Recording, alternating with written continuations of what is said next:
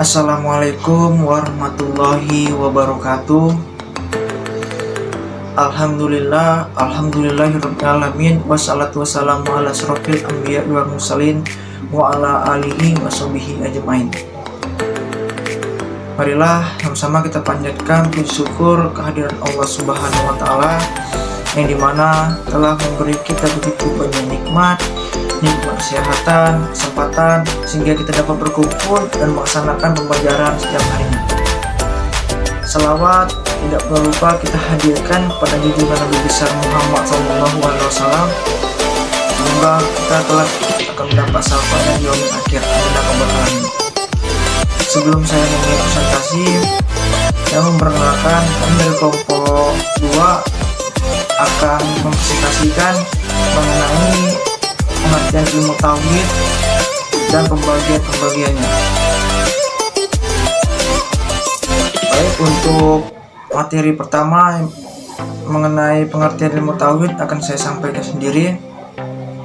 Menurut bahasa, kata tauhid berasal dari bahasa Arab tauhid bentuk masdar atau infinitif dari kata wahada yang artinya al-itakadu biwah daniyatillah, artinya keyakinan atas keesaan Allah.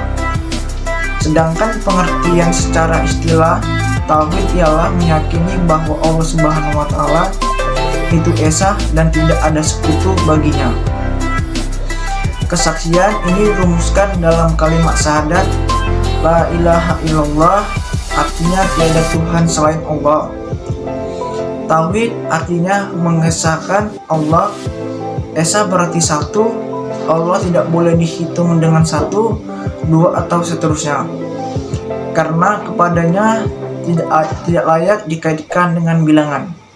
Mungkin itu saja yang bisa saya sampaikan. Untuk materi selanjutnya mengenai tauhid zat yang akan disampaikan oleh Cindy Adelia. Kepada Cindy Adelia saya persilahkan.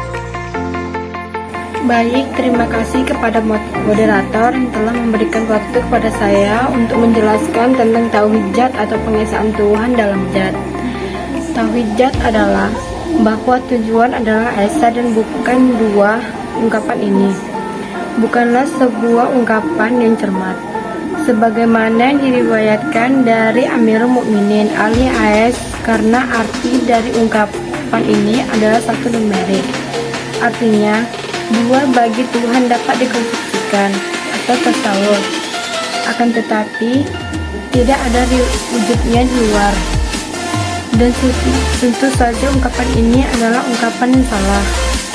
Ungkapan yang benar yaitu bahwa tauhid zat berarti bahwa Tuhan itu satu dan dua baginya tidak dapat dikonstruksikan. Di sini saya akan melanjutkan tauhid zat. Dengan kata lain, tidak ada yang serupa dan semisal dengannya. Sesuatu tidak serupa dengannya, dan juga ia tidak serupa dengan sesuatu. Sebab dia adalah satu wujud batas dan sempurna, memiliki sifat seperti ini. Dengan argumentasi yang sama, kita jumpai dalam hadis Imam Asy-Syadiq pernah ditanya oleh salah seorang sahabat, apakah arti dari Allahu Akbar? Beliau menjawab, Allah lebih besar dari segala sesuatu. Dan beliau melanjutkan, apakah ada sesuatu yang lebih besar darinya? Lalu sahabat itu bertanya lagi, lalu apa tafsir Allahu Akbar itu? Beliau menjawab, Allah adalah lebih besar dari penyifatan. Terima kasih. Selanjutnya saya serahkan kepada moderator. Baik, terima kasih kepada Cindy Adelia yang telah menyampaikan materinya. Untuk materi selanjutnya mengenai tauhid sifat akan disampaikan oleh Silvana Bayu. Kepada Silvana Bayu saya persilahkan. Bismillahirrahmanirrahim. Assalamualaikum warahmatullahi wabarakatuh. Perkenalkan, nama saya Silvana Bayu. Di sini saya akan menyampaikan materi yaitu tentang tauhid sifat. Nah, tauhid sifat adalah meyakini bahwa sifat-sifat yang ada pada Allah seperti ilmu, kuasa, hidup dan sebagainya adalah merupakan hakikat zatnya, bahkan adalah zatnya sendiri. Sifat-sifat itu tidak sama dengan sifat-sifat makhluk yang masing-masing berdiri sendiri dan terpisah dari yang lainnya. Hanya saja untuk menyelami hakikat satunya zat dan sifat ini memerlukan argumentasi dan alasan-alasan yang rasional. Keesaan dalam sifat tauhid al-sifat, tidak ada sesuatu yang menyamai Allah dalam sifat-sifatnya itu.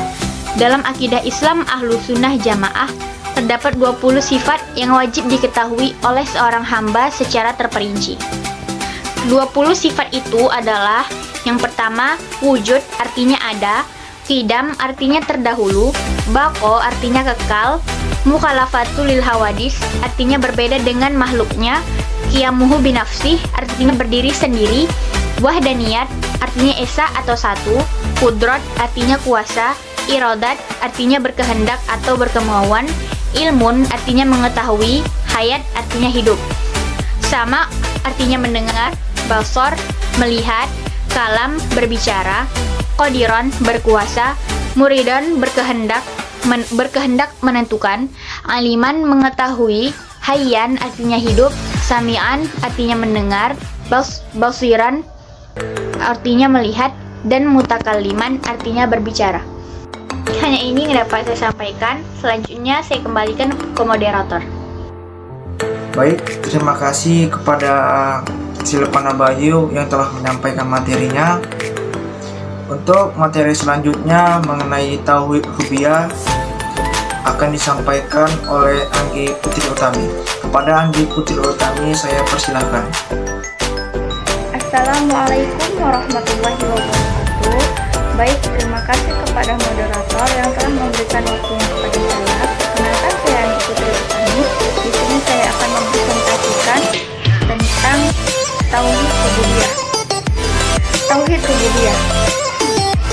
Tauhid rububiyah atau rububiyah Allah adalah mengesahkan Allah dalam 3 perkara, yaitu penciptaannya,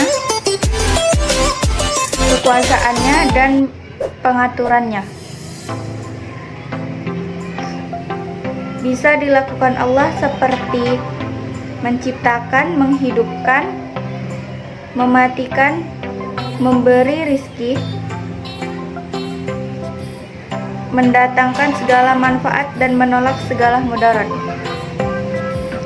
Tauhid rububiyah adalah mengesahkan Allah Subhanahu wa Ta'ala sebagai satu-satunya pencipta, pemberi rizki, dan pengatur alam semesta. Ciri-ciri tauhid rububiyah. Ciri utama tauhid rububiyah Allah maknanya meyakini bahwa Allah yaitu zat yang membuat, menghidupkan, mematikan, memberi rizki, mendatangkan segala manfaat, dan menolak segala mudarat. Zat yang mengawasi, mengatur, penguasa, pemilik hukum, dan selainnya dari segi sesuatu yang menunjukkan kekuasaan tunggal untuk Allah.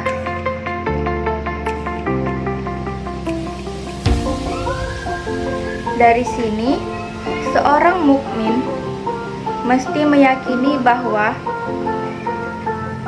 tidak telah tersedia seorang pun yang menandingi Allah dalam hal ini. Allah mengatakan, "Katakanlah, dialah Allah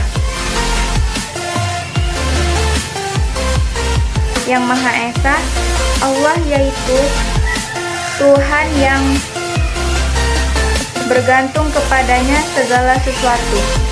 Dia tidak beranak dan tidak diperanakan, dan tidak telah tersedia seorang pun yang setara dengannya. Quran Surah Al-Ikhlas ayat 1-4.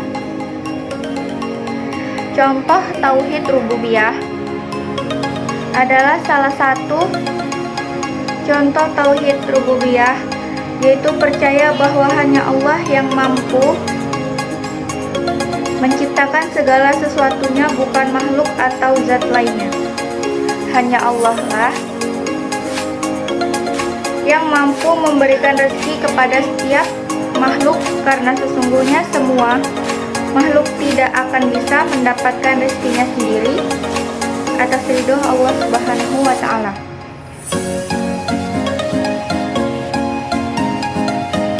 Allah berfirman dalam Quran surah Yunus ayat 31 sampai 32. Katakanlah, siapakah yang memberi rizki kepadamu dari langit dan bumi, atau siapakah yang kuasa atau menciptakan pendengaran dan penglihatan? Siapakah yang mengeluarkan yang hidup dari yang mati, dan yang mengeluarkan yang mati dari yang hidup? Dan siapakah yang mengatur segala urusan? Maka mereka menjawab, Allah. Maka katakanlah, mengapa kamu tidak bertakwa kepadanya? Maka yang demikian itu adalah Allah Rabbmu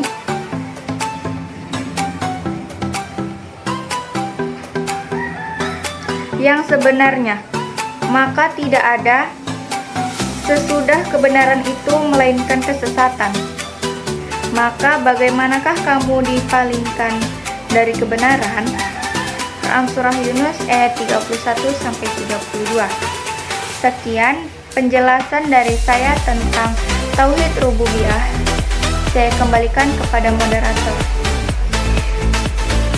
Terima kasih kepada Anggi Putri Utami yang telah menyampaikan materinya.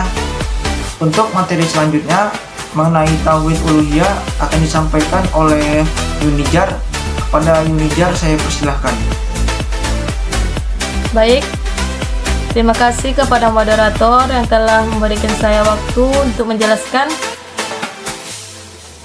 mengenai tauhid uluhiyah. Tauhid uluhiyah merupakan mengesahkan segala bentuk peribadahan kepada Allah dengan cara berdoa, meminta, bertawakal, takut dan berharap kepadanya. Maka Allah lah yang berhak untuk disembah di antara manusia yang dapat meruntuhkan ibadah kepada selain Allah, atau barang siapa yang melakukan suatu peribadahan kepada selainnya, maka dia termasuk orang-orang zalim yang besar di sisi Allah, atau yang lebih dikenal dengan syirik. Adapun hikmah tauhid uluhiyah, yaitu orang yang bertauhid akan mendapatkan petunjuk yang sempurna. Orang yang bertauhid akan diberi Allah Subhanahu wa Ta'ala kemenangan, pertolongan, kejayaan dan kemuliaan. Orang yang bertauhid akan menghapus dosa-dosanya. Dan orang yang bertauhid akan mendapatkan petunjuk yang sempurna. Adapun penyimpanan tauhid uluhiyah, yaitu contoh penyimpanan uluhiyah di antaranya saat kita mengalami musibah di mana ia berharap ia bisa terlepas dari musibah itu, lalu orang itu datang kepada seseorang dukun.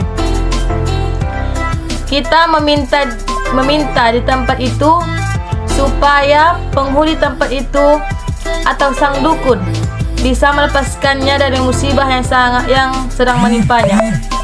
Ia berharap dan takut jika tidak dipenuhi keinginannya. Tauhid uluhiyah dinamai dengan berbagai nama, yang diantaranya ialah 1. Tauhid uluhiyah sebagaimana mana yang telah disampaikan dinamai demikian dari perseptif penyandarannya kepada Allah Subhanahu wa Ta'ala, atau perseptik pelaku tauhid, karena ia dibangun di atas ikhlas dalam menuhankan dan kecintaan yang sangat kepada Allah Subhanahu wa taala semata, dan itu berkonsekuensi ikhlas di dalam beribadah. Kedua, tauhid ibadah. Dari perspektif penyandarannya kepada pelaku tauhid, yaitu hamba, dan yang dikandungannya dari mengikhlaskan ibadah kepada Allah Subhanahu wa taala semata. Yang ketiga, tauhid iradah, tauhid kehendak. Karena ikhlas yang dikandungnya dinamakan juga dengan tauhid iradah wal murad atau tauhid kehendak dan tujuan, yang didasari atas menginginkan ridho Allah Subhanahu wa taala dalam seluruh amal. Yang keempat, tauhid qods atau tauhid maksud. Karena didasari dengan mengikhlaskan maksud berkonsekuensi ikhlas untuk Allah semata. Dan yang kelima, at-tauhid at-tolabi atau tauhid permintaan. Karena kandungan permintaan dan doa hamba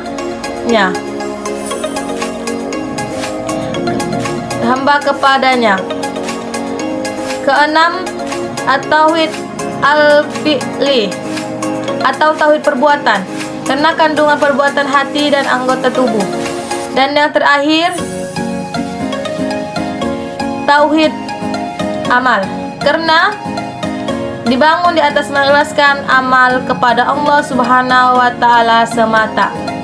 Demikian yang dapat saya sampaikan, selebihnya saya kembalikan kepada moderator. Baik, terima kasih kepada Yunijar yang telah menyampaikan materinya. Jadi kesimpulan dari materi kami ini yaitu ilmu tauhid adalah kewajiban yang pertama bagi setiap manusia, karena sebagai intisari peradaban manusia, dan tauhid juga inti dari dakwah Rasul. Manusia disyaratkan hanya menyembah pada Allah Subhanahu wa taala. Mungkin itu saja untuk presentasi kami hari ini. Kalau ada kekurangan, saya mewakili kelompok 2 minta maaf kepada Bapak dan teman sekalian. Untuk mengakhiri presentasi pagi hari ini, marilah sama-sama kita mengucapkan Alhamdulillahirabbil alamin. Sekian dari presentasi kami. Assalamualaikum warahmatullahi wabarakatuh.